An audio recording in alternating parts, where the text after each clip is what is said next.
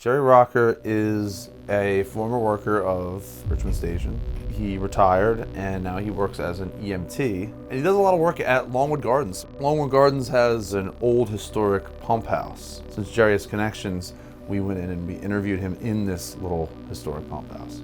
Hi, I'm Jerry Rocker, and I was an operator at Richmond Generating Station. When I started at Richmond, I was 19 years old. I really had no idea how they made electricity. It took me a while to even understand how the plant operated and how to get around the plant. I think the thing that struck me about Richmond when I first started working there, it was a scary place. Big, loud pumps, fans running, the boilers were huge.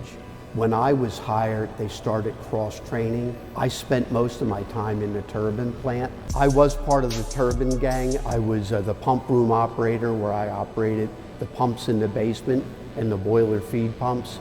I couldn't believe that machinery like that could have been made in like the 1920s and 1930s and still operate. The thing that's very impressive and always sticks in my mind is the turbine hall and the turbine hall roof. It's the intricacy of the ironwork.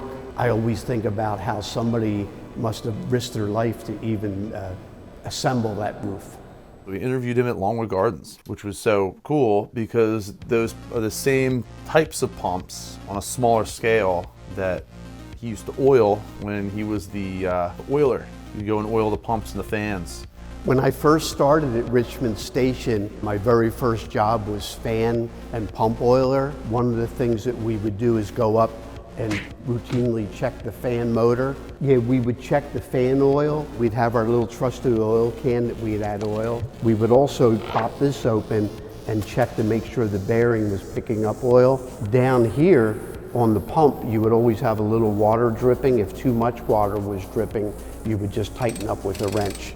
Working in all three plants helped me understand how the plant operated and actually led me to my next promotion, which I ended up being a trainer and teaching other people how to operate the plant.